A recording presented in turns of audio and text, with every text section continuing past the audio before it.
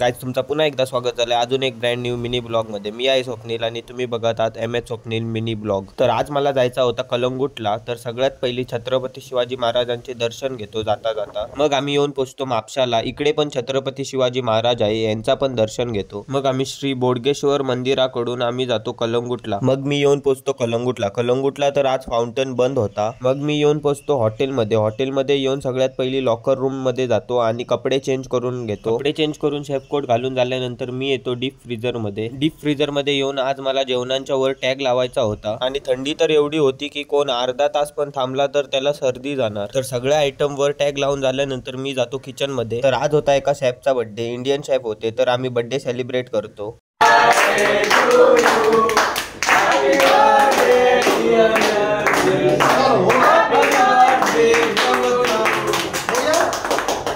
मग birthday celebrate करून झाल्यानंतर संध्याकाळी मी घरी जातो। विघ्नेश न्यायला आला होता मला आणि विघ्नेश पण वाट बघत होता जगदीश शेफची। मग जगदीश शेफ पण येतात आणि विघ्नेश बर्थडे विश पण करतो। मग आम्ही जातो घरी। तर चला बाय, आपण भेटू दुसऱ्या नवीन मिनी ब्लॉग मध्ये। तुम्ही चॅनलला लाईक शेअर सबस्क्राईब फॉलो सगळं करून टाका।